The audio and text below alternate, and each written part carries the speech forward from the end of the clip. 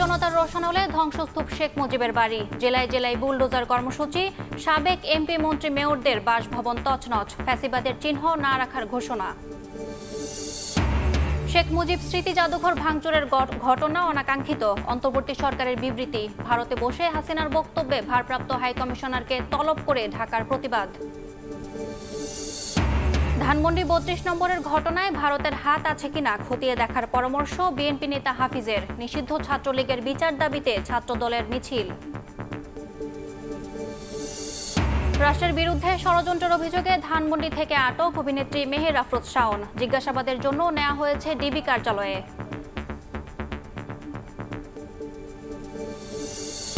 এবং প্রধান উপদেষ্টার সঙ্গে সাক্ষাতের আশ্বাসে শাহবাগ ছাড়লেন শহীদ পরিবারের স্বজনরা। কোটাধারী ৬৫০০-এর বেশি প্রাথমিক শিক্ষক নিয়োগ বাতিলের প্রতিবাদে বিক্ষোভ।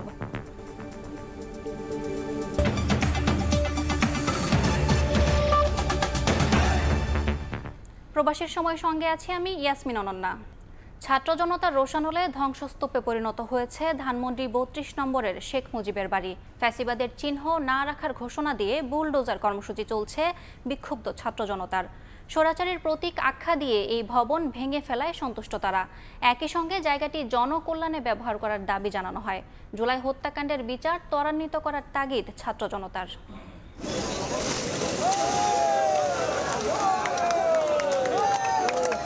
ধানমন্ডি ৩২-এর ১০ নম্বর বাড়ি, যে ভবনের সামনের রাস্তাতেও প্রবেশ করতে পারতেন না সাধারণ মানুষ, তার ধ্বংসস্তূপের ওপর দাঁড়িয়ে উল্লাস ছাত্র জনতার। বুধবার রাত ৮টা থেকে বিক্ষুব্ধ ছাত্র জনতা নানা স্লোগান দিতে দিতে ধানমন্ডি ৩২ নম্বরে জড়ো হতে থাকেন।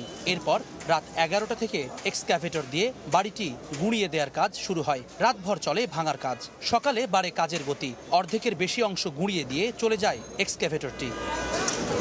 স্বৈরাচারীর প্রতীক আখ্যা দিয়ে এই ভবন ভেঙে ফেলায় সন্তুষ্ট ছাত্র জনতা। আজকে ইতিহাসের সাক্ষী হতে আসলাম, কারণ হয়তো একদিন আমাদের ছেলেমেয়েরা এগুলো বইতে পড়বে, তখন হয়তো তাদেরকে বলতে পারবো যে না, আমি ওখানে ছিলাম। একটি শহীদের রক্তের বিনিময় কি শেখ মুজিবের ইতিহাস বা শেখ হাসিনার ইতিহাস কি যে বেশি দামি? এমন রাজনীতি আমরা চাই না যে রাজনীতির কারণে একজন যাবে আর তার সব ধ্বংস হয়ে যাবে।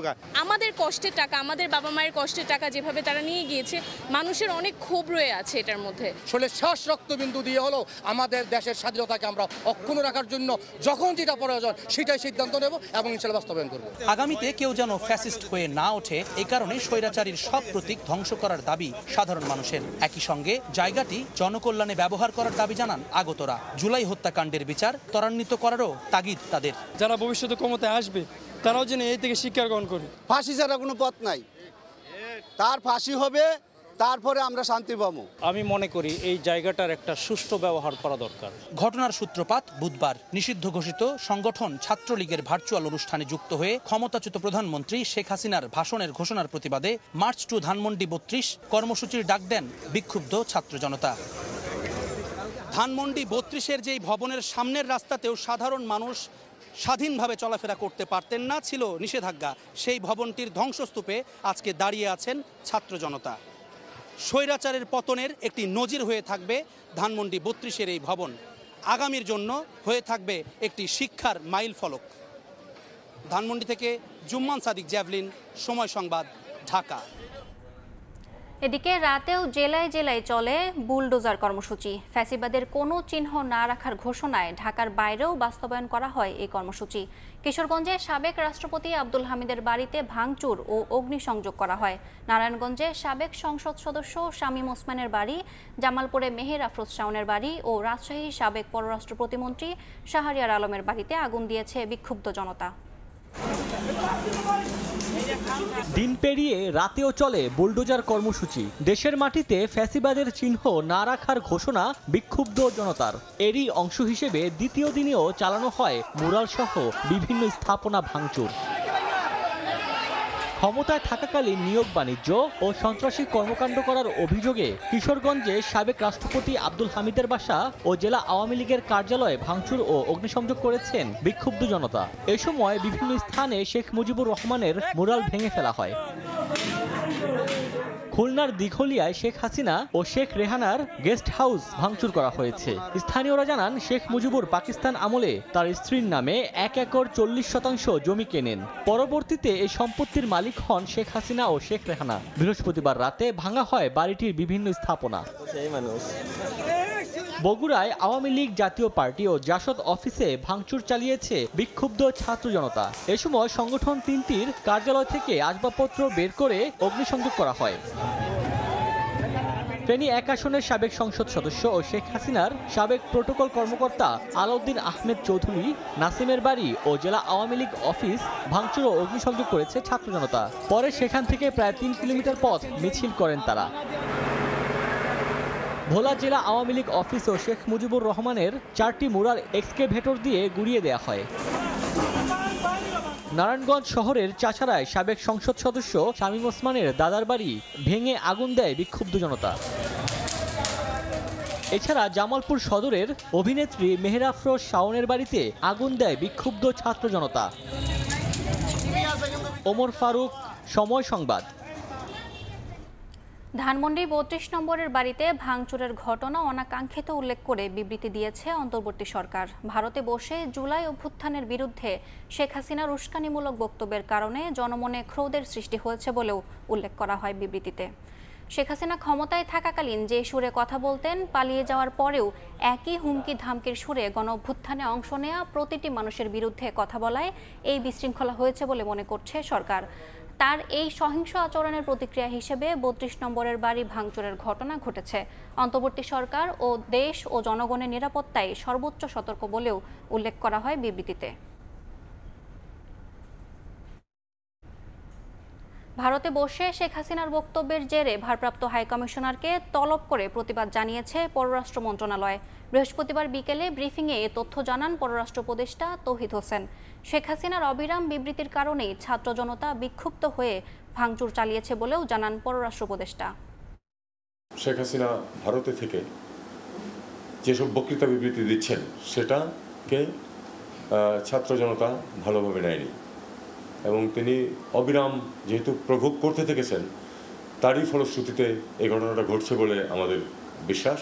এটাকে আমরা ক্ষোভের বহিঃপ্রকাশ হিসেবেই দেখব, কিন্তু তারপরেও এরকম ঘটনার পুনরাবৃত্তি রোধ করার চেষ্টা করতে হবে। ভারতকে আমরা লিখিতভাবে, আপনারা জানেন, লিখিতভাবে আমরা অনুরোধ করেছি যে শেখ হাসিনাকে রেস্ট্রেইন করার জন্য, যাতে করে তিনি এই ধরনের বক্তব্য বিবৃতি না দেন যেটা বাংলাদেশের বিপক্ষে যাচ্ছে। শেখ হাসিনাকে দেশে ফেরত পাঠানোর বিষয়ে আলোচনা হয়েছে ভারতীয় পার্লামেন্টে। বৃহস্পতিবার রাজ্যসভার এক সদস্য ভারতের পররাষ্ট্র প্রতিমন্ত্রীর কাছে জানতে চান বাংলাদেশ শেখ হাসিনার প্রত্যর্পণ চেয়েছে কিনা এবং ভারত সরকারের প্রতিক্রিয়া কী ছিল। জবাবে ভারতের পররাষ্ট্র প্রতিমন্ত্রী কীর্তি বর্ধন সিং বলেন, গত ৫ আগস্ট ভারতে আসার আগে করা অপরাধের অভিযোগে সাবেক প্রধানমন্ত্রী শেখ হাসিনার প্রত্যর্পণ চেয়েছে বাংলাদেশ। তবে এই প্রত্যর্পণের জবাব ভারতের পক্ষ থেকে এখনও দেয়া হয়নি বলে জানান তিনি। এর আগে গেল বছরের ডিসেম্বরে শেখ হাসিনাকে প্রত্যর্পণের বিষয়ে ব্যবস্থা নিতে ভারত সরকারের প্রতি অনুরোধ জানায় বাংলাদেশ। ধানমন্ডি ৩২ নম্বরের ঘটনায় ভারতের হস্তক্ষেপ আছে কিনা খতিয়ে দেখার পরামর্শ বিএনপির স্থায়ী কমিটির সদস্য হাফিজ উদ্দিন আহমেদের। দলটির নেতাদের অভিযোগ, ভারতে বসে দেশে বিশৃঙ্খলা উস্কে দিচ্ছেন শেখ হাসিনা। ষড়যন্ত্র ঠেকাতে দ্রুত নির্বাচন দেওয়ার আহ্বান তাদের। ধানমন্ডি ৩২ আওয়ামী লীগের ইতিহাস বহন করছে শেখ মুজিবের বাসভবন ও জাদুঘর। গণহত্যার অভিযোগে বিতাড়িত শেখ হাসিনা ও পুরো আওয়ামী লীগকে নিশ্চিহ্ন করতেই ছাত্র জনতার রোষানলে গুড়িয়ে দেওয়া হয় ভবনটি। রাজনৈতিক মহলে এর প্রতিক্রিয়া কি? অন্যতম বড় রাজনৈতিক দল বিএনপিরই বা কি অবস্থান এই ইস্যুতে? এখনই মুখ খুলতে না চাইলেও জাতীয় প্রেস ক্লাবে এক আলোচনায় দলটির নেতারা শঙ্কা প্রকাশ করেন, দেশ ভালো দিকে যাচ্ছে না। যত দ্রুত সম্ভব জাতীয় নির্বাচনের ব্যবস্থা করে নির্বাচিত জনপ্রতিনিধির হাতে ক্ষমতা দিলে পরেই তখন আমরা মনে করব যে হ্যাঁ, সত্যিকার অর্থেই গণতন্ত্র এখন সঠিক একটা পথে উঠেছে। বিএনপির স্থায়ী কমিটির সদস্য অবসরপ্রাপ্ত মেজর হাফিজ উদ্দিন আহমেদ ধানমন্ডি ৩২-এর ভবন ভাঙার ইস্যুতে সরকারের ভূমিকা কি তা জানতে চান। গতকালকে যে ঘটনা ঘটেছে সেটি এখনো চলমান, সেটি এখনো শেষ হয় নাই। এটি কারা করেছে এই তথ্য আমাদের কাছে নাই। এতে সরকারের কি ভূমিকা ছিল সেই তথ্য আমাদের কাছে নাই। বিশেষ করে এর মধ্যে প্রতিবেশী রাষ্ট্রের কোনো হস্তক্ষেপ আছে কিনা সেটিও আমরা জানার চেষ্টা করব। গণতন্ত্র বিরোধীদের ষড়যন্ত্র অব্যাহত আছে দাবি করে মেজর হাফিজ বলেন, এই বছরের মধ্যে নির্বাচন হওয়া প্রয়োজন। সরকারকে এই ব্যাপারে দ্রুত ব্যবস্থা নেওয়ার তাগিদ দেন তিনি। এই বছরের মধ্যে পার্লামেন্ট নির্বাচন অনুষ্ঠিত হওয়া প্রয়োজন। জনগণ মত প্রকাশ করবে স্বাধীনভাবে, একটি সুষ্ঠু নিরপেক্ষ নির্বাচনের মাধ্যমে তারা তাদের প্রতিনিধি বেছে নেবেন। সংস্কারের নামে সময় ক্ষেপণ না করার আহ্বান জানিয়ে বিএনপি নেতারা বলেন, ফ্যাসিস্টরা এখনো সক্রিয়, তাই হাসিনা বিরোধী জাতীয় ঐক্য প্রয়োজন। আহমেদ সালেহিন, সময় সংবাদ, ঢাকা। নিষিদ্ধ ঘোষিত সংগঠন ছাত্রলীগের নানা কর্মকাণ্ডের বিচারের দাবিতে বিভিন্ন শিক্ষা প্রতিষ্ঠানে মার্চ ফর জাস্টিস কর্মসূচি পালন করছে ছাত্রদল। এ সময় ছাত্রদলের কেন্দ্রীয় সাধারণ সম্পাদক বলেন, 6 মাসেও ছাত্রলীগের শীর্ষ নেতাদের গ্রেফতারে সরকারের তৎপরতা দেখা যায়নি। আওয়ামী আমলে দীর্ঘ 16 বছর দেশের শিক্ষা প্রতিষ্ঠানের হল দখল, গেস্ট রুমের নামে ভিন্নমত দমনে জড়িত ছিল দলটির সহযোগী সংগঠন ছাত্রলীগ। সবশেষ বৈষম্য বিরোধী আন্দোলনেও হামলা চালায় সাধারণ শিক্ষার্থীদের ওপর। সে সময় পুলিশের পাশাপাশি ধারালো ও আগ্নেয়াস্ত্র হাতে রাজপথে ছিল সংগঠনটি। নিষিদ্ধ ঘোষিত সংগঠনটির এমন কর্মকাণ্ডের বিচার এবং তদন্ত সাপেক্ষে ফ্যাসিবাদের দোসরদের বিরুদ্ধে ব্যবস্থা গ্রহণের দাবিতে বৃহস্পতিবার মার্চ ফর জাস্টিস কর্মসূচি পালন করে ছাত্রদল। দুপুরে বিক্ষোভ মিছিল নিয়ে ঢাকা বিশ্ববিদ্যালয়ের বিভিন্ন সড়ক প্রদক্ষিণ করে উপাচার্য বরাবর স্মারকলিপি দেন নেতারা। এরপর সংক্ষিপ্ত সমাবেশে বক্তব্য দেন ছাত্রদলের ঢাকা বিশ্ববিদ্যালয় শাখার সভাপতি। ছাত্রলীগের সন্ত্রাসীদের চিহ্নিত করার জন্য অনেকবার ভিসি প্রক্টর মহোদয় বরাবর আমরা অনেক স্মারকলিপি দিয়েছি, কিন্তু দৃশ্যমান কোনো পদক্ষেপ আমরা দেখিনি। তারই প্রেক্ষিতে আমরা আজকে বাধ্য হয়ে এক প্রকার আমরা আজকের এই কর্মসূচি ঘোষণা করেছি। ভিসি মহোদয় অর্থাৎ বাংলাদেশের সর্বোচ্চ বিদ্যাপীঠ ঢাকা বিশ্ববিদ্যালয় ক্যাম্পাসে প্রশাসনিক বডি যদি ছাত্রলীগের সেই সন্ত্রাসীদের আইনের আওতায় না এনে যদি টাইম খেলাপ করে বরখেলাপ করে, তাহলে আমরা এর চেয়ে কঠোর কর্মসূচি হাতে নেব। সকালে একই দাবিতে মিছিল করে ঢাকা কলেজ ছাত্রদল। এতে অংশ নেন কেন্দ্রীয় কমিটির সাধারণ সম্পাদক নাসির উদ্দিন নাসির। এখনও ক্যাম্পাসে ছাত্রলীগের যারা আছে তাদের বিরুদ্ধে ব্যবস্থা নিতে অধ্যক্ষ বরাবর স্মারকলিপি দেন তারা। পরে নাসির উদ্দিন বলেন, 6 মাসেও অন্তর্বর্তী সরকার ছাত্রলীগের কোনো শীর্ষ নেতাকে গ্রেফতার করতে পারেনি। এই খুনি সংগঠন ছাত্রলীগকে শুধুমাত্র প্রজ্ঞাপনের মাধ্যমে সন্ত্রাস বিরোধী আইনে যে নিষিদ্ধ করেছে, একটি দায় সারা একটি কার্যক্রম আমরা দেখেছি। তাদেরকে গ্রেপ্তার করার যে শক্ত অবস্থান, সেটি আমরা এই অন্তর্বর্তীকালীন সরকারের আমরা দেখিনি। এদিকে কেন্দ্রীয় কর্মসূচির অংশ হিসেবে বিভিন্ন জেলার শিক্ষা প্রতিষ্ঠানে মিছিল আর স্লোগানে মার্চ ফর জাস্টিস কর্মসূচি পালন করেন ছাত্রদলের স্থানীয় নেতাকর্মীরা। শেখ হাসিনা ও আওয়ামী লীগের মানবতা বিরোধী অপরাধের বিচার দাবি করেন তারা। মনির হোসেন, সময় সংবাদ, ঢাকা। পার্শ্ববর্তী দেশের সংস্থাগুলো বাংলাদেশের অভ্যন্তরীণ পরিস্থিতি জটিল করার ষড়যন্ত্র করছে বলে উল্লেখ করেছেন ইসলামী আন্দোলন বাংলাদেশের সিনিয়র নায়েবে আমির সৈয়দ মোহাম্মদ ফয়জুল করিম। বৃহস্পতিবার রাজধানীর জাতীয় প্রেসক্লাবে ইসলামী যুব আন্দোলন ঢাকা মহানগর দক্ষিণ শাখার ৫ম সম্মেলন অনুষ্ঠানে প্রধান অতিথির বক্তব্যে একথা বলেন তিনি। এ সময় তিনি অন্তর্বর্তীকালীন সরকারকে শক্ত হাতে দেশ পরিচালনার আহ্বান জানিয়ে দেশকে অস্থিতিশীল করার পেছনে বিগত ফ্যাসিস্ট সরকারের অর্থায়ন রয়েছে বলে দাবি করেন।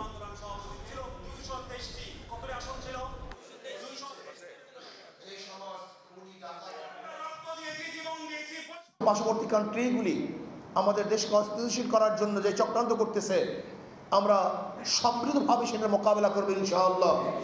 আজকে দেশের অবস্থা আপনারা দেখতেছেন, পরিকল্পিতভাবে দেশকে অস্থিতিশীল করার চক্রান্ত চলতেছে।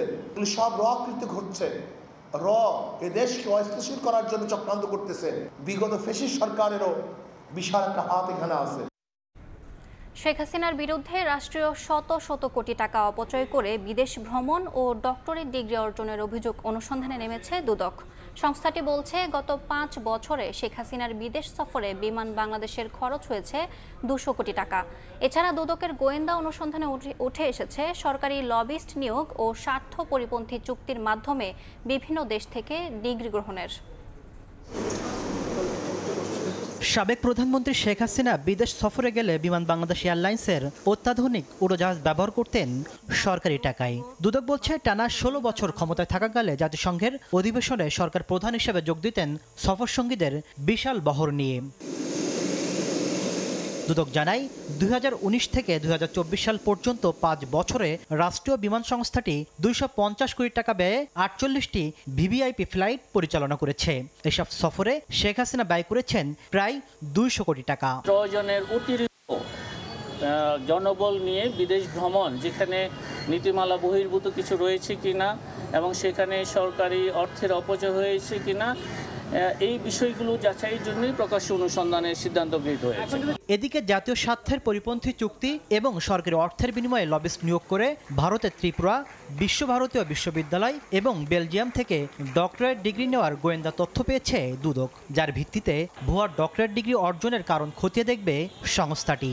ডিগ্রি অর্জনের ক্ষেত্রে সরকারি কোনো অর্থের অপচয় হয়েছে কিনা, সরকারি অর্থের কোনো বিষয় এখানে ছিল কিনা, জাতীয় স্বার্থের পরিপন্থী কোনো চুক্তির বিনিময়ে এই ধরনের ডিগ্রি অর্জন করা হয়েছে কিনা, এই সব বিষয়গুলোই অনুসন্ধানকালে দেখা হবে। এদিন ঋণের নামে ন্যাশনাল ব্যাংক থেকে 910 কোটি টাকা আত্মসাতের অভিযোগে দেশ টিভির এমডি আরিফ হাসান, শিকদার পরিবার সহ সংশ্লিষ্টদের বিরুদ্ধে 4টি মামলা করেছে দুদক।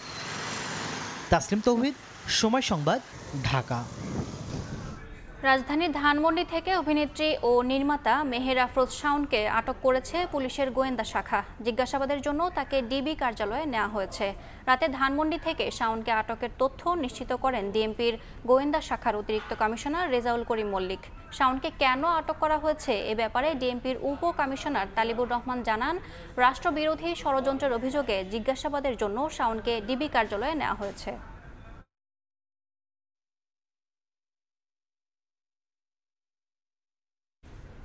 প্রবাসের সময় আরও থাকছে।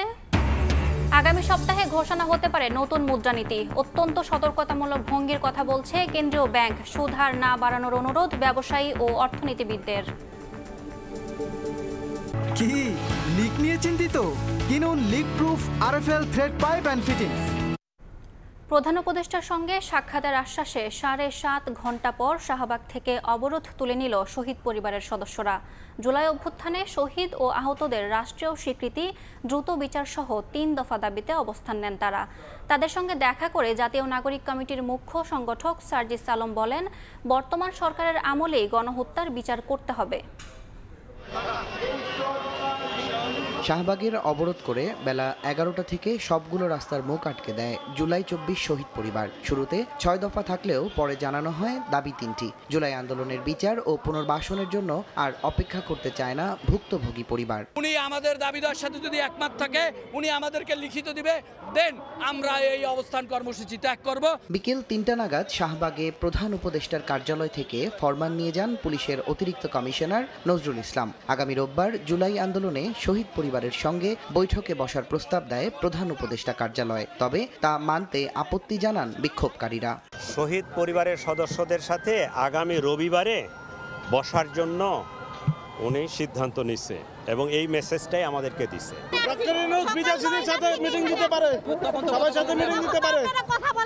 সন্ধ্যার দিকে শাহবাগ মোড়ে যান জাতীয় নাগরিক কমিটির মুখ্য সংগঠক সার্জিস আলম। দাবি আদায়ের বিষয়ে বিক্ষোভকারীদের সঙ্গে কথা বলেন তিনি। অভ্যুত্থানের সমন্বয়কারী ও প্রধান উপদেষ্টার সঙ্গে সাক্ষাতের আশ্বাসে অবরোধ তুলে নেন বিক্ষোভকারীরা। পরে সার্জিস আলম বলেন, শহীদ পরিবারের যৌক্তিক দাবি অনুযায়ী স্বৈরাচারের দোষরদের বিচার করা না হলে সেটি হবে এই সরকারের বড় সীমাবদ্ধতা।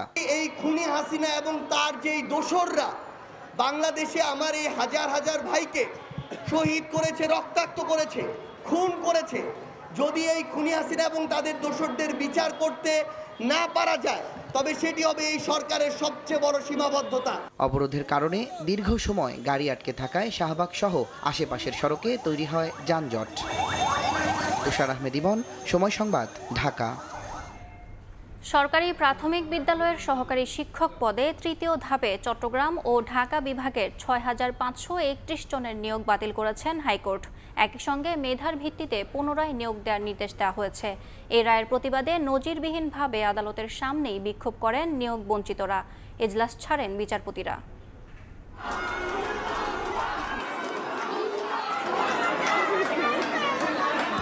উচ্চ আদালতের দরজায় ধাক্কাধাক্কি, বিচারপতিদের উদ্দেশ্যে স্লোগান, বাতিল হওয়া সরকারি প্রাথমিক বিদ্যালয়ের সহকারী শিক্ষক পদের নিয়োগ প্রত্যাশীদের।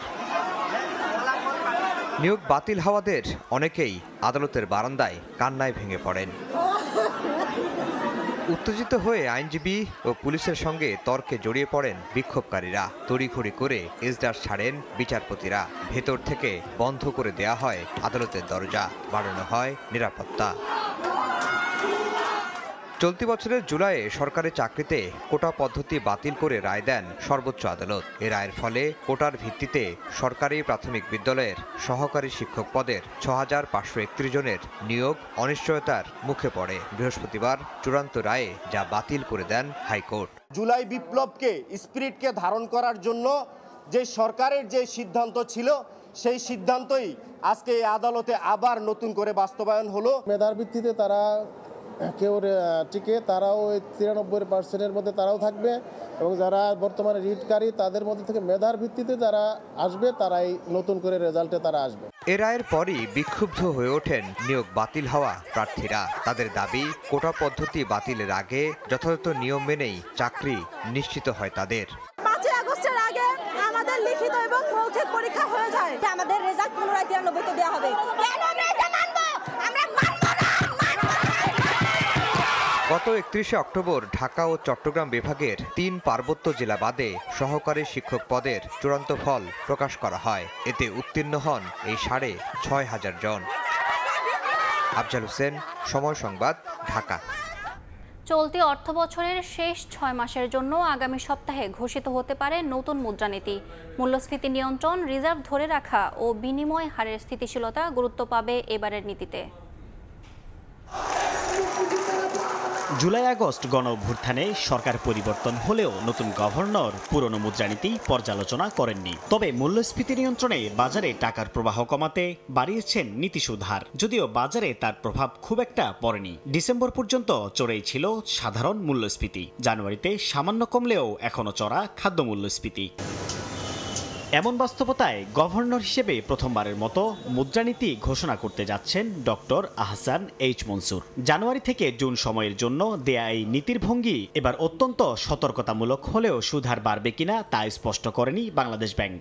মুদ্রানীতিটা হবে আমাদের অত্যন্ত অ্যাকোমোডেটিভ এবং এটা সতর্কতামূলক, অর্থাৎ এইটা খুব কশাস একটা মনিটারি পলিসি। কারণ আমরা স্বাভাবিক সময়ের মধ্যে নাই, যে সমস্যাগুলো বর্তমানে বিদ্যমান আছে সেগুলোকে অ্যাড্রেস করাই হচ্ছে এটার মূল লক্ষ্য। সুদের হার বাড়িয়ে মূল্যস্ফীতি নিয়ন্ত্রণ বাংলাদেশের প্রেক্ষাপটে বাস্তবসম্মত নয় বলে অভিমত ব্যবসায়ীদের। জানান, দেশের শিল্প প্রতিষ্ঠানগুলো ব্যাংক ঋণের উপর নির্ভরশীল, তাই সুদ বাড়ালে পণ্য উৎপাদন খরচ বেড়ে মূল্যস্ফীতি উস্কে যায়। এজন্য ভারসাম্যপূর্ণ মুদ্রানীতি চান তারা।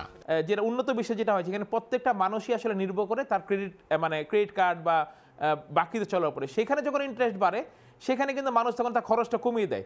আমাদের এখানে পুরোপুরি ক্ষেত্রটা একই হয় না। তো আমার মনে হয় মুদ্রানীতিটা মাঝারি আকারের করাটাই ভালো হবে। মুদ্রানীতির আরেক উদ্দেশ্য বিনিময় হার স্থিতিশীল রাখা। এজন্য রিজার্ভের পতন ঠেকানোর কৌশলও থাকবে। এই কৌশল বাস্তবায়ন করতে গিয়ে খুব বেশি সংকোচনমুখী মুদ্রানীতি না করার পরামর্শ অর্থনীতি বিশ্লেষকদের। অনন্তকাল ধরে এত উচ্চ মূল্যস্ফীতি যেন আমরা না রাখি, মূল্যস্ফীতি কমাতে হবে এবং একই সঙ্গে আমাদের সুদের হারটা কমাতে হবে আর মুদ্রানীতিকে কিন্তু নমনীয় করতে হবে। তো এইভাবে করে এই তিনটার সমন্বয়ে যদি আমরা একটা নতুন করে মুদ্রানীতির কথা চিন্তা করি, তাহলে সেক্ষেত্রে এটা দেশের জন্য ভালো হবে, ব্যবসা বাণিজ্যের জন্য ভালো হবে। আগামী ৯ ফেব্রুয়ারি বাংলাদেশ ব্যাংকের বোর্ড সভা অনুষ্ঠিত হওয়ার কথা। সেখানে অনুমোদন পেতে পারে নতুন মুদ্রানীতি, ঘোষিত হতে পারে পরদিন ১০ ফেব্রুয়ারি। সাইফুল ইসলাম, সময় সংবাদ, ঢাকা। সারা দেশে নিষিদ্ধ ঘোষিত ছাত্রলীগ সদস্য এজাহারভুক্ত আসামিদের গ্রেফতার এবং অবৈধ অস্ত্র অভিযান চালানোর দাবিতে রাজধানীর মিন্টো রোডে অবস্থান করছেন বৈষম্য বিরোধী ছাত্র আন্দোলনের নেতাকর্মীরা। এ নিয়ে আরও জানাতে যোগ দিচ্ছেন সহকর্মী আলামিন তুষার। সরাসরি যাচ্ছি তার কাছে। রাজধানী মিন্টো রোডে এখনকার যদি আমি পরিস্থিতিটা বলি, যে বৈষম্য বিরোধী ছাত্র আন্দোলনের যারা নেতাকর্মী যারা রয়েছেন তারা কিন্তু আসলে এই মুহূর্তে এখানটায় অবস্থান করছেন এবং তাদের যে মূল দাবি সেটা যেমনটা বলছিলেন যে নিষিদ্ধ ঘোষিত যে ছাত্র সংগঠন ছাত্রলীগের যারা রয়েছেন এবং এজাহারভুক্ত যারা আসামি রয়েছেন বিভিন্ন তাদেরকে গ্রেফতার করার জন্য এবং সারা দেশে বিভিন্ন জায়গায় যাদের কাছে অবৈধ অস্ত্র রয়েছে সেই অস্ত্রগুলো উদ্ধারে একদম প্রশাসনিকভাবে অভিযান পরিচালনা করার জন্য কিন্তু যেই দাবি সেই দাবি নিয়ে তারা কিন্তু এই মুহূর্তে এখানে অবস্থান করছে। মূলত এর আগে কিন্তু রাজধানীর বাংলা মোটর থেকে বৈষম্য বিরোধী ছাত্র আন্দোলনের যে কেন্দ্রীয় কার্যালয় সেখানটা থেকে কিন্তু তারা অর্থাৎ বৈষম্য বিরোধী যারা নেতাকর্মী রয়েছেন হান্নান মাসুদ এবং তারা কিন্তু একটি মিছিল নিয়ে কিন্তু এখানে এসেছেন। এর আগে কিন্তু স্বরাষ্ট্র উপদেষ্টার বাসভবনের সামনে যাচ্ছি, ওখানে অবস্থান করব, রাত 12টা থেকে ওনারা ঘুমাবে আর আওয়ামী লীগের সন্ত্রাসীরা ছাত্রদের উপর গুলি করবে, এরকম একটি ফেসবুক পোস্ট দেন আব্দুল হান্নান মাসুদ, যিনি বৈষম্য বিরোধী ছাত্র আন্দোলনের, আর তিনি এই পোস্ট দেন এবং তারপরেই কিন্তু এখানে এইভাবে আসলে যারা রয়েছেন বৈষম্য বিরোধী ছাত্র আন্দোলনে তারা কিন্তু এখানে আসেন এবং তারা কিন্তু এখন এখানে অবস্থান করছেন। আমরা যেমনটা জানতে পেরেছি যে হাতিয়ায় সাবেক এমপি যিনি রয়েছেন মোহাম্মদ আলীর বাসা থেকে ছাত্রদের জনতার উপরে গুলিবর্ষণ করা হয়েছে এমন একটি অভিযোগ আসলে তোলা হয়েছে এবং সেই অভিযোগের প্রেক্ষিতেই কিন্তু সন্ত্রাসীদের হাতে এখনও অস্ত্র আছে। এই অভিযোগের প্রেক্ষিতে বর্তমান প্রশাসন এবং স্বরাষ্ট্র উপদেষ্টাকে একরকম ব্যর্থ পর্যন্ত বলেছেন এখানকার যারা নেতাকর্মী তারা রয়েছেন এবং তারা যেমনটা চাচ্ছেন যে এই ধরনের যে পরিস্থিতি এখানে তাদের চাওয়া যে তারা ততক্ষণ পর্যন্ত অবস্থান করবে যতক্ষণ পর্যন্ত স্বরাষ্ট্র মন্ত্রণালয় থেকে বা স্বরাষ্ট্র উপদেষ্টা নিজে এসে এখানে যদি ঘোষণা দেবেন যে কোনো যে সাঁড়াশি অভিযান বা এই ধরনের ভাবে যে অবৈধ সকল অস্ত্র তারা আসলে উদ্ধার করবেন ততক্ষণ পর্যন্ত তারা এখানে অবস্থান করবেন। এই ছিল মিন্টু রোড থেকে আমার কাছে এখানকার সবশেষ তথ্য। সরাসরি যুক্ত ছিলাম মিন্টু রোডে। দেশে প্রথমবারের মতো বোয়িং 737 মডেলের উড়োজাহাজের সি চেক কার্যক্রম সম্পন্ন করেছে বাংলাদেশ বিমান। এতে প্রায় 20 কোটি টাকা সাশ্রয় করেছে সংস্থাটি। বাংলাদেশ বিমানের চেয়ারম্যান জানান, কম খরচে বিদেশি এয়ারলাইন্সগুলো এ সেবা নিতে পারবে। বাংলাদেশ বিমানের বেশিরভাগ উড়োজাহাজ অত্যাধুনিক মডেলের। এসব উড়োজাহাজের ইঞ্জিন সহ সার্বিক রক্ষণাবেক্ষণ কার্যক্রমের অনেকটাই এখন দেশেই সম্পূর্ণ করছে রাষ্ট্রায়ত্ত এ প্রতিষ্ঠান।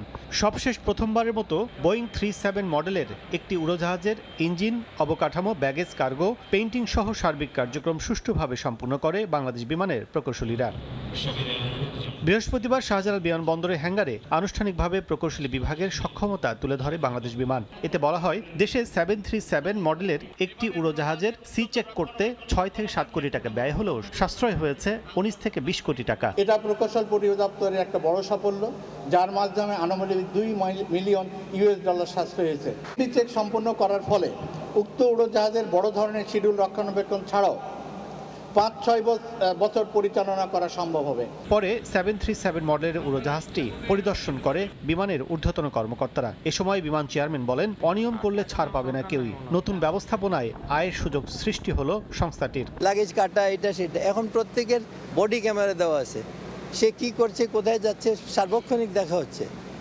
এখন আর এটা করার সুযোগ নাই। আর যদি কাউকে পাওয়া যায় সঙ্গে সঙ্গে, এখন আর কোনো জিজ্ঞাসাবাদ নাই, শেষ। বড় একটা যদি কিছু ধরনের মেনটেন্যান্স আমরা করি তখন মানুষের বিশ্বাস বাড়বে যে এটা করতে পারতেছে, তা আমরা সস্তায় করবো এখানে।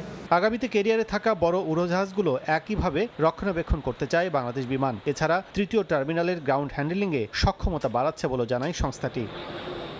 কাজল আব্দুল্লাহ, সময় সংবাদ, ঢাকা।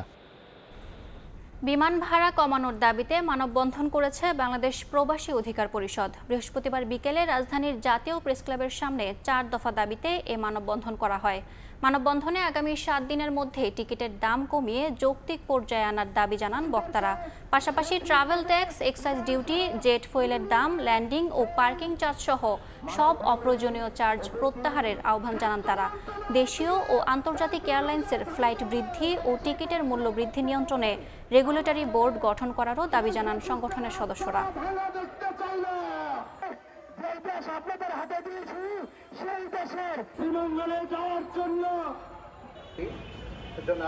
বিভিন্ন ক্ষেত্রে গুরুত্বপূর্ণ অবদানের স্বীকৃতি হিসেবে এবছর 21শে পদক পাচ্ছেন 14 ব্যক্তি ও বাংলাদেশ নারী ফুটবল দল। বিকেলে সচিবালয়ের সংবাদ সম্মেলনে সংস্কৃতি উপদেষ্টা মোস্তফা সরোয়ার ফারুকী এ তথ্য জানান। সঙ্গীতে 21 পদক পাচ্ছেন ফেরদৌস আরা, সাংবাদিকতা ও মানবাধিকারে মাহমুদুর রহমান, এছাড়া সংস্কৃতি ও শিক্ষায় শহীদুল আলম, সাহিত্যে হেলাল হাফিজ। বিজ্ঞান ও প্রযুক্তিতে 21 পদক পাচ্ছেন অভ্র কিবোর্ডের উদ্ভাবক মেহেদী হাসান খান।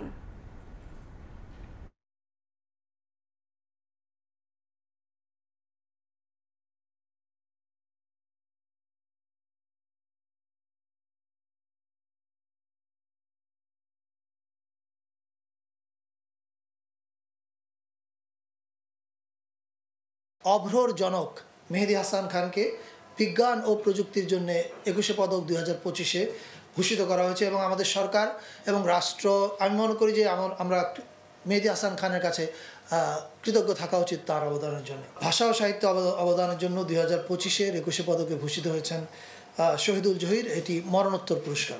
আজিজুর রহমান, এটিও একটি মরণোত্তর পুরস্কার এবং এটার ক্ষেত্রে একই কথা বলতে চাই, ওনাকে অনেক আগেই 21 পদক বা রাষ্ট্রীয় সম্মান পাওয়ানো উচিত ছিল। রাজধানীতে চালু হলো কাউন্টার ভিত্তিক বাস সার্ভিস। গাজীপুরের আব্দুল্লাপুর হয়ে ঢাকা শহরে চলা বিভিন্ন রুটে 21টি কোম্পানির 2610টি বাস চলাচল করবে। যানজট নিরসনে এখন থেকে কাউন্টার পদ্ধতিতে চলবে বাস ও মিনি বাস। যাত্রীদের নির্দিষ্ট কাউন্টার থেকে টিকিট সংগ্রহ করে যাতায়াত করতে হবে। বাস স্টপেজ ছাড়া দাঁড়াবে না গাড়ি। পরিবহন সেক্টরে শৃঙ্খলা ফেরানো সহ দুর্ঘটনা রোধেই নেওয়া হয়েছে এমন উদ্যোগ। বৃহস্পতিবার বেলা 11টায় উত্তরার আজমপুর বাস স্ট্যান্ডে কাউন্টার ভিত্তিক বাস সার্ভিসের উদ্বোধন করেন ডিএমপি কমিশনার শেখ মোহাম্মদ সাজ্জাদ আলী। গাজীপুর থেকে আব্দুল্লাপুর হয়ে ঢাকা শহরে চলা বিভিন্ন রুটে 21টি কোম্পানির 2610টি বাস নতুন এই সিস্টেমে চলাচল করবে। যাত্রীরা বলছেন এতে সড়কে শৃঙ্খলা ফেরার পাশাপাশি দূর হবে ভোগান্তি, কমবে দুর্ঘটনা। তবে কেউ কেউ অভিযোগ করেন টিকিটিং সিস্টেমে নেওয়া হচ্ছে বাড়তি ভাড়া। এখানে কাউন্টারে আসবে, মহিলারা উঠতে পারবে। কলাবাগান এখন 55 টাকা ভাড়া, 15 টাকা বেড়ে গেছে। আগে যেতাম 50 টাকা দিয়ে, 60 টাকা হইলো ভাড়া। বিশৃঙ্খলাটা হবে না, এখন আর গাড়ি প্রতিযোগিতা হবে না। ঢাকা শহর পরিবহন মালিক সমিতির সাধারণ সম্পাদক সাইফুল আলম বলেন, এই পদ্ধতিতে ভাড়ায় কোনো তারতম্য ঘটবে না। যে আপনারা যত্রতত্র গাড়িতে না উঠে একটু কষ্ট করে নির্দিষ্ট স্থানে গিয়ে আপনারা টিকিটিংয়ের মাধ্যমে গাড়িতে ওঠানামা করবেন। এদিকে ডিএমপি কমিশনার বলেন, শুধু চালক মালিকই নয়, যাত্রীদের সচেতন হতে হবে। খালি আপনাদের অভ্যাসের পরিবর্তন করলেই ট্রাফিক ব্যবস্থায় ব্যাপক শৃঙ্খলা আনা সম্ভব। চলতি মাসে মিরপুর, গাবতলী, মোহাম্মদপুর সহ পুরো ঢাকা শহরেই কাউন্টার সিস্টেম সার্ভিস চালু করা হবে বলে জানিয়েছে ঢাকা সড়ক পরিবহন মালিক সমিতি। আবু সাইদ নিশান, সময় সংবাদ, ঢাকা। স্বাস্থ্য খাত সংস্কারে কমিশনের কাছে স্বাস্থ্য সংস্কার প্রস্তাবনা জমা দিয়েছে বিএনপি। বৃহস্পতিবার দুপুরে রাজধানীর মিন্টো রোডে শহীদ আবু সাঈদ ইন্টারন্যাশনাল কনভেনশন সেন্টারে স্বাস্থ্য সংস্কার কমিশনের অফিসে প্রস্তাবনা জমা দেয় বিএনপির প্রতিনিধি দল। বিএনপির স্বাস্থ্য বিষয়ক সম্পাদক ডাক্তার রফিকুল ইসলামের নেতৃত্বে প্রতিনিধি দলে ছিলেন দলটির সহ স্বাস্থ্য বিষয়ক সম্পাদক এস.এম. রফিকুল ইসলাম বাচ্চু, অধ্যাপক রফিক আল কবির লাবু, ডাক্তার পারভেজ রেজা কাকন, সহ পরিকল্পনা বিষয়ক সম্পাদক নজরুল ইসলাম ও নার্সিং বিষয়ক সম্পাদক জাহানারা খাতুন।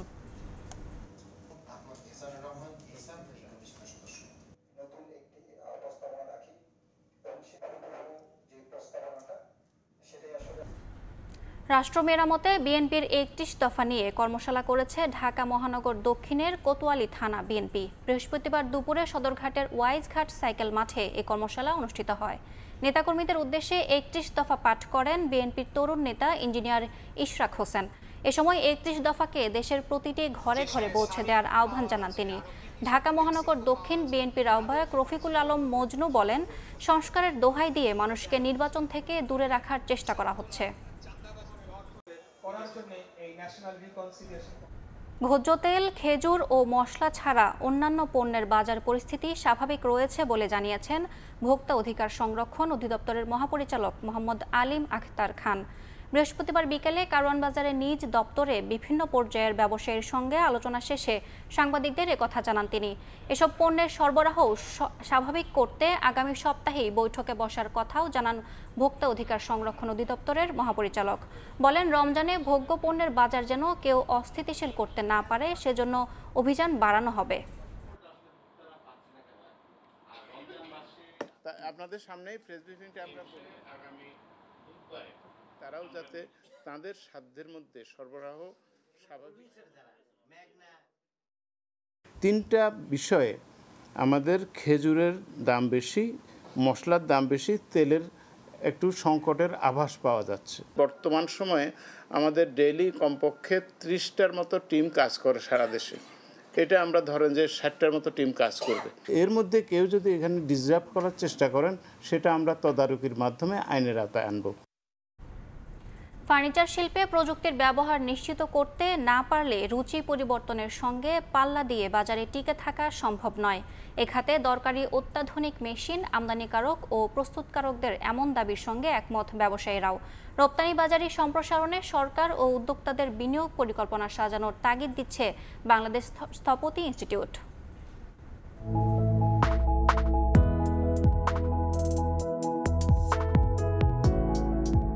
কাঠের ওপর দৃষ্টিনন্দন কারুকাজ সাক্ষ্য দেয় আবহমান বাংলার আসবাবপত্র শিল্পের জৌলুস আর ঐতিহ্যের, যা কালের বিবর্তনে হারিয়ে যেতে বসেছে অনেকটা। কারণ সূক্ষ্ম নকশার জন্য যেমন মেলে না দক্ষ কারিগর, তেমনি আবার হাতে তৈরি নান্দনিক আসবাব ও গৃহসজ্জা উপকরণের দাম পড়ে বেশি। এসব সমস্যার সমাধান করতেই অত্যাধুনিক মেশিনের মেলা বসেছে রাজধানীর বসুন্ধরা কনভেনশন সিটিতে, যা দিয়ে কোনো রকম হাতের স্পর্শ ছাড়া সহজেই করা যায় আসবাবপত্রের চোখ ধাঁধানো ডিজাইন। শিল্প সংশ্লিষ্টরা স্টলে স্টলে খুঁজে ফিরছেন প্রয়োজন মতো মেশিন, তাৎক্ষণিক কিনেও ফেলছেন ব্যবসার পরিসর বাড়ানোর তাগিদে। ৫,০০০ টাকা খরচে যদি আমি একটা খাটের ডিজাইন করি হাতে, তো এইটা মেশিনের মাধ্যমে করলে ১,০০০ টাকায় করা সম্ভব। ফাস্ট হয়, একটু ফিনিশিং ভালো হয়। ৫-৬টা মেশিন নিয়েছি এবং এগুলো দরকার। দর্শনার্থী সমাগম আর উন্নত মেশিন ব্যবহারে তাদের আগ্রহে সন্তুষ্ট আমদানিকারক ও সরবরাহকারীরা। মেশিনে অত্যাধুনিক প্রযুক্তির মাধ্যমে স্টিলের উপরে কাটিং করা যায়। কাস্টমার খুব ভালো রেসপন্স পাচ্ছি। দেশে ২৫ থেকে ৩০ হাজার কোটি টাকার ফার্নিচার শিল্পের বাজার বাড়ছে বছরে ১২% হারে, আর $৬৫০ বিলিয়ন রপ্তানি বাজারে বাংলাদেশের হিস্সা নামমাত্র। ক্রমবর্ধমান ও পরিবর্তনশীল চাহিদা পূরণে প্রযুক্তি ব্যবহারের কোনো বিকল্প দেখছেন না উডটেক সলিউশন নিয়ে কাজ করা উদ্যোক্তারা। যদি আমরা টেকনোলজি ডিপেন্ডেন্ট এবং ইনভলভ না করি ম্যানুফ্যাকচারিং ফ্যাসিলিটিগুলোকে, তাহলে কিন্তু আমরা পিছিয়ে থাকব। মেলার উদ্বোধনী অনুষ্ঠানে বাংলাদেশ স্থপতি ইনস্টিটিউট তুলে ধরে তৈরি পোশাক নির্ভর রপ্তানি বাজার থেকে সরে আসতে ফার্নিচার শিল্পে পরিকল্পিত বিনিয়োগ বৃদ্ধির প্রয়োজনীয়তা। গার্মেন্টসের পরেই একটা বড় শিল্প নাম্বার 1 হওয়ার লক্ষ্য তো আমরা দেখতে পাচ্ছি। তো এটা আমাদের দায়িত্ব যে আপনাদেরকে প্রমোট করা, যাতে আসলে এই সেক্টরগুলো আরো অনেক বড় হয়। বড় হলে দেশ উন্নত হবে। ইন্টেরিয়র ও ফার্নিচার এক্সপোতে অংশ নিয়েছেন 9 দেশের 30টি প্রতিষ্ঠান। এই মেলা চলবে প্রতিদিন সকাল 10:30 থেকে রাত 8টা পর্যন্ত। কামরুল হাসান সবুজ, সময় সংবাদ, ঢাকা। যুক্তরাষ্ট্র থেকে ফেরত পাঠানোর সময় যাত্রাপথে ভারতীয় অবৈধ অভিবাসীদের হাত পায়ে শেকল পরিয়ে রাখার অভিযোগ উঠেছে। ফেরত যাওয়া ভারতীয় অভিবাসন প্রত্যাশীরা বলেন, তাদের সঙ্গে বিমানে বিরূপ আচরণ করা হয়। এমন ঘটনায় পার্লামেন্টে বিরোধীদের তোপের মুখে পড়ে বিজেপি সরকার। গেল বুধবার যুক্তরাষ্ট্র থেকে সামরিক পণ্যবাহী বিমানে 104 অবৈধ ভারতীয় অভিবাসীকে দেশে ফেরত পাঠানো হয়। তাদের নামানো হয় অমৃতসর বিমানবন্দরে। তবে এই অভিবাসন প্রত্যাশীদের হাতে হাতকড়া আর পায়ে বেড়ি পরিয়ে বিমানে ওঠানোর ছবি গণমাধ্যমে প্রকাশিত হওয়ায় ভারত জুড়ে চলছে আলোচনা সমালোচনার ঝড়। দেশে ফিরে গিয়ে নিজেদের ভয়ঙ্কর অভিজ্ঞতার কথা গণমাধ্যমকে জানান অভিবাসন প্রত্যাশীরা। বলেন, তাদের সঙ্গে বিমানে খারাপ আচরণ করা হয়। আমাদের হাতকড়া পরিয়ে ক্যাম্পে নেওয়া হয়, যেটাকে তারা বন্দিশালা বলে থাকে। শিশু বাদে নারী সহ আমাদের সকলের হাত পা বেঁধে দেয়া হয়। এমন অমানবিক প্রত্যর্পণ নিয়ে আলোচনার জন্য পার্লামেন্টের 2 কক্ষে বিরোধীরা দাবি জানালেও তা মানা হয়নি। প্রতিবাদে পার্লামেন্ট ভবন চত্বরে রাহুল গান্ধী, প্রিয়াঙ্কা গান্ধী সহ বিভিন্ন বিরোধী দলের সদস্যরা বিক্ষোভ করেন। মিস্টার চেয়ারম্যান, বিরোধীদের বিক্ষোভের মুখে বৃহস্পতিবার এই ইস্যুতে পার্লামেন্টে বিবৃতি দেন ভারতের পররাষ্ট্রমন্ত্রী এস জয়শঙ্কর। বলেন, উড়োজাহাজে সবসময়ই অভিবাসীদের নিয়ন্ত্রণে রাখতে হাতকড়া ও পায়ে বেড়ি পরিয়ে রাখা হয়। তিনি আরও জানান, কেবল ভারতীয়ই নয়, যুক্তরাষ্ট্র থেকে নিজ দেশে ফেরত পাঠাতে সবাইকে এ প্রক্রিয়ার মধ্য দিয়ে যেতে হয়। যদিও দেশে ফেরত পাঠানোর সময় ভারতীয় অভিবাসীদের সঙ্গে যেন দুর্ব্যবহার না করা হয়, এ বিষয়ে যুক্তরাষ্ট্রের সঙ্গে আলোচনা করা হচ্ছে বলে জানান জয়শঙ্কর।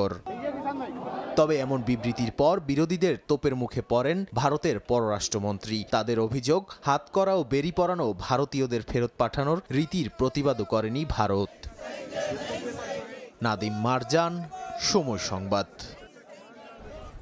যুক্তরাষ্ট্রে জন্মসূত্রে নাগরিকত্ব বাতিলের প্রেসিডেন্ট ডোনাল্ড ট্রাম্পের নির্বাহী আদেশে আটকে দিয়েছেন আদালত। বুধবার ডিস্ট্রিক্ট আদালতের বিচারক দেবরোহা বোর্ডম্যান এক রুল জারি করে যুক্তরাষ্ট্রব্যাপী প্রেসিডেন্টের আদেশের উপর প্রাথমিক স্থগিতাদেশ দিয়েছেন। এর আগে ওয়াশিংটন অঙ্গরাজ্যের এক বিচারক জন্মসূত্রে নাগরিকত্ব আইন বাতিলের আদেশ 14 দিনের জন্য স্থগিত করেছিলেন। যুক্তরাষ্ট্র থেকে হাসানুজ্জামান সাকির রিপোর্ট। মার্কিন সংবিধানের চতুর্দশ সংশোধনী অনুযায়ী যুক্তরাষ্ট্রে জন্ম নেয়া সবার নাগরিকত্ব পাওয়ার অধিকার রয়েছে, কিন্তু প্রেসিডেন্ট হিসেবে যুক্তরাষ্ট্রের ক্ষমতার মসনদে বসেই তা বাতিল করেন ডোনাল্ড ট্রাম্প। এ নিয়ে দেখা দেয় বিতর্ক।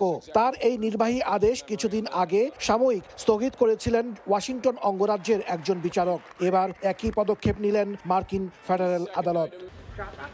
ওয়াশিংটন অঙ্গরাজ্যের 14 দিনের ওই স্থগিতাদেশ শেষ হওয়ার আগেই বুধবার মার্কিন ফেডারেল আদালতের বিচারক দেবরা বোর্ডম্যান প্রেসিডেন্টের নাগরিকত্ব আইন বাতিলের আদেশ দেশব্যাপী স্থগিত করলেন। স্থগিতাদেশের রুলে মেরিল্যান্ড জেলা জজ আদালতের বিচারক দেবরা বলেন, প্রেসিডেন্ট ট্রাম্পের নির্বাহী আদেশ 125 বছরের পুরনো সুপ্রিম কোর্টের রায়ের সাথে সাংঘর্ষিক এবং 250 বছরের মার্কিন ইতিহাসের পরিপন্থী। প্রেসিডেন্ট ডোনাল্ড ট্রাম্পের নির্বাহী আদেশের বিরুদ্ধে মেরিল্যান্ডে মামলা দায়ের করেছিলেন 5 গর্ভবতী নারী ও 2টি অভিবাসী অধিকার গ্রুপ। বিচারক দেবরা বলেন, এই মামলা চলাকালীন প্রেসিডেন্টের আদেশের বিরুদ্ধে নিষেধাজ্ঞাটি বহাল থাকবে। আইন বিশ্লেষকরা বলছেন, নাগরিকত্ব আইন বাতিলের এই মামলাটি শেষ পর্যন্ত সুপ্রিম কোর্ট পর্যন্ত গড়াতে পারে। হাসানুজ্জামান সাকি, সময় সংবাদ, যুক্তরাষ্ট্র। যুক্তরাষ্ট্রের ক্যালিফোর্নিয়ার প্যারিস শহরে মার্কিন সরকারের অর্থায়নে নির্মিত হয়েছে স্থায়ী শহীদ মিনার। যুক্তরাষ্ট্রের মাটিতে প্রথম স্থায়ী শহীদ মিনার প্রতিষ্ঠায় অনন্য অবদান রাখায় বাংলাদেশি আমেরিকান মোহাম্মদ রহমান রাজু ও Paris city mayor Michael M ভার্গাসকে দেওয়া হচ্ছে ক্যালিফোর্নিয়ার 21 পদক পুরস্কার। ক্যালিফোর্নিয়ার প্যারিসে ইন্টারন্যাশনাল মাদার ল্যাঙ্গুয়েজ ডে কমিটির পক্ষ থেকে 22 ফেব্রুয়ারি মহান 21 অনুষ্ঠানে এই সম্মাননা দেওয়া হবে। এবারের অমর 21 ফেব্রুয়ারি উপলক্ষে 3 দিন ব্যাপী বিশেষ অনুষ্ঠানের আয়োজন করেছে আন্তর্জাতিক মাতৃভাষা দিবস কমিটি।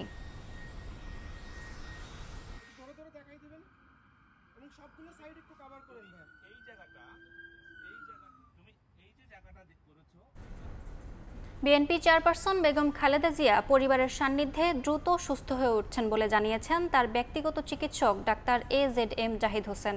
এদিকে ধানমন্ডি 32 নম্বরে বুলডোজার কর্মসূচিতে নিপীড়িত জনগণের দীর্ঘদিনের ক্ষোভের বহিঃপ্রকাশ বলে মন্তব্য করেছেন যুক্তরাজ্য বিএনপির সভাপতি MA মালেক।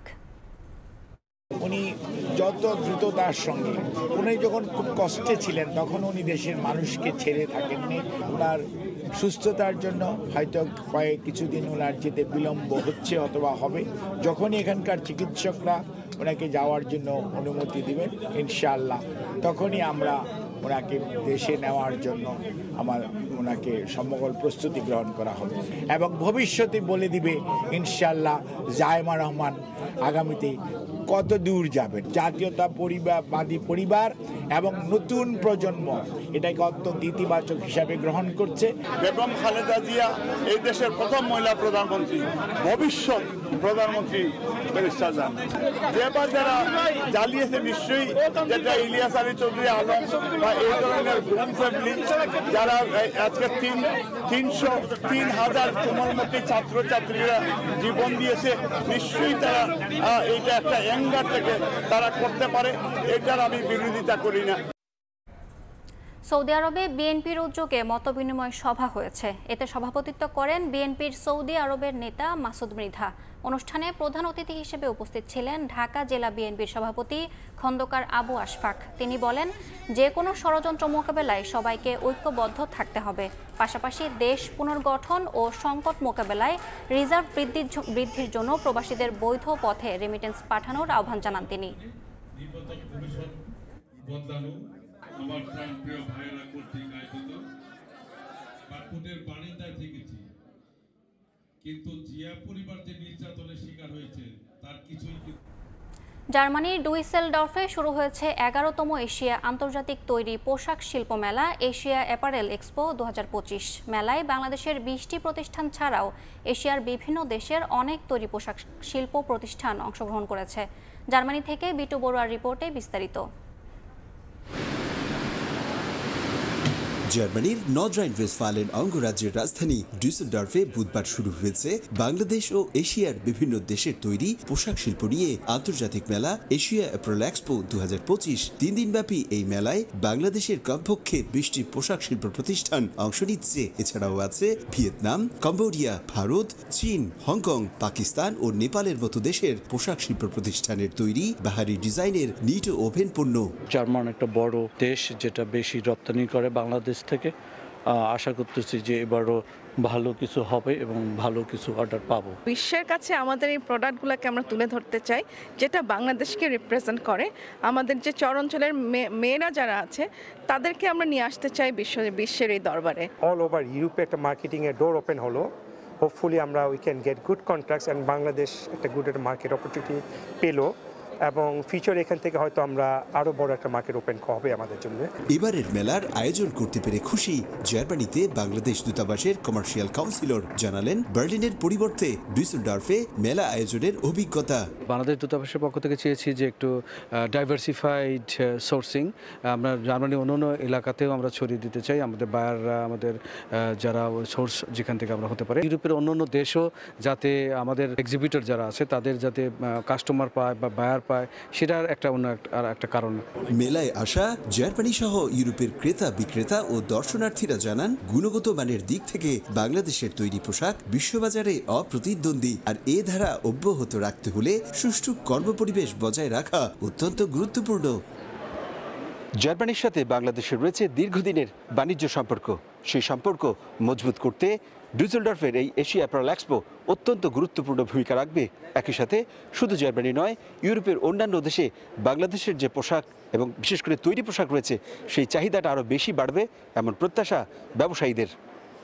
জার্মানি থেকে বিটু বড়ুয়া, সময় সংবাদ। বিপিএল এর খবর। মেগা ফাইনালের অপেক্ষায় বাংলাদেশ প্রিমিয়ার লিগ। মুখোমুখি চমক দেখানো চিটাগাং কিংস আর ডিফেন্ডিং চ্যাম্পিয়ন ফরচুন বরিশাল। আসর জুড়ে দাপট দেখানো সাউদার্ন আর্মি সমর্থকদের জন্যই জিততে চায় ট্রফি। লঞ্চে করেই শিরোপা নিতে চান কীর্তনখোলাপাড়ে। শেরে বাংলায় হাই ভোল্টেজ ফাইনাল শুরু শুক্রবার সন্ধ্যা 6টায়। এদিন বিশেষ আয়োজনে তামিমকে বিদায় জানাবে বিসিবি। আলোচনা সমালোচনার মাঝেই হঠাৎ করে সিদ্ধান্ত পরিবর্তন। দুই অধিনায়ক নিজেরাও হয়তো জানতেন না সন্ধ্যা নাগাদ ট্রফির সামনে দাঁড়াতে হবে তাদের। তারপরেও হাস্যোজ্জ্বল তামিম ইকবাল আর মোহাম্মদ মিঠুন। দ্বিতীয় শিরোপা জয়ের স্বপ্ন ফরচুন বরিশালের। তবে ঘরের শত্রু বিভীষণ নয় তামিম ইকবাল। চট্টলার ছেলে বরিশালের কাপ্তান। কর্ণফুলীপাড়ের দলটার হৃদয় ভাঙার দায়িত্বটা যে নিতে হবে তাকেই। তারকার ভারে ভেঙে যাওয়ার নজির হরহামেশাই দেখা যায় ফ্র্যাঞ্চাইজি ক্রিকেটে। তাই তো দলের সবাইকেই দায়িত্ব নিতে বললেন বরিশাল অধিনায়ক। You cannot predict. You can have the best players in the world, but on the day কে ভালো এক্সিকিউশন করতেছে দ্যাট ম্যাটার্স। যে জিনিসটা আমরা 13-14টা ম্যাচে করেছি, যেভাবে আমরা বিহেভ করেছি বা যেভাবে আমরা মিটিং করেছি, I don't think we need to do anything different. We need to treat the final just another game of cricket and try and give our best. অন্যদিকে টানা ম্যাচ থাকায় বিশ্রামে ছিল চিটাগং কিংস। আসর জুড়ে নানা ঘটনায় বিতর্ক এড়াতে পারেনি ফ্র্যাঞ্চাইজিটি। এক যুগ পর বিপিএল এ ফিরে নিজেদের দ্বিতীয় ফাইনালে নামবে কিংস। কোয়ালিফায়ারের মোমেন্টাম ধরে রেখে শিরোপা জিততে চায় বন্দরনগরীর দলটা। আমি আত্মবিশ্বাসী, লড়াইটা 50-50 হবে। বরিশাল শক্তিশালী দল, আমরা তাদের সমীহ করছি। তবে এত কাছে এসে হতাশা নিয়ে ফিরতে চাই না। ফাইনালের আগে দুদলের 3 দেখায় 2 বার হেরেছে চিটাগাং। কিন্তু এসব পরিসংখ্যান কে মনে রাখে? দুদলের সামনেই তাই শুধুই শেষটা রাঙানোর স্বপ্ন। বরিশালের টানা 2 নাকি চট্টলার প্রথম। কাগজে কলমের নামের ভারিক্কিতে সাউদার্ন আর্মিরা অপ্রতিরোধ্য। তবে চিটাগাং যে বিনা যুদ্ধে নাহি দেবে সুচাগ্র মেদিনী। এবারে বিপিএল শুরুর পর থেকে মাঠের বাইরে নানা নেতিবাচক কর্মকাণ্ডে জর্জরিত ছিল বাংলাদেশ ক্রিকেট বোর্ড। তবে মাঠের ক্রিকেট ঠিকই পেয়েছে লেটার মার্কস। অন্তত একটা জম্পেশ ফাইনালের মধ্য দিয়েই শেষ হোক তা। মাহবুব রিমন, সময় সংবাদ, শেরেই বাংলা জাতীয় ক্রিকেট স্টেডিয়াম, ঢাকা। এ পর্যায়ে শীর্ষ সংবাদগুলো জানিয়ে দিচ্ছি আরেকবার।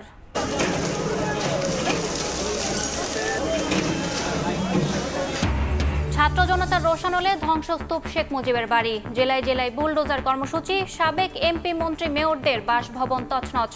ফ্যাসিবাদের চিহ্ন না রাখার ঘোষণা। শেখ মুজিব স্মৃতি জাদুঘর ভাঙচুরের ঘটনা অনাকাঙ্ক্ষিত, অন্তর্বর্তী সরকারের বিবৃতি। ভারতে বসে হাসিনার বক্তব্যে ভারপ্রাপ্ত হাই কমিশনারকে তলব করে ঢাকার প্রতিবাদ। এবং ধানমন্ডি ৩২ নম্বরের ঘটনায় ভারতের হাত আছে কিনা খতিয়ে দেখার পরামর্শ বিএনপি নেতা হাফিজের। নিষিদ্ধ ছাত্রলীগের বিচার দাবিতে ছাত্রদলের মিছিল।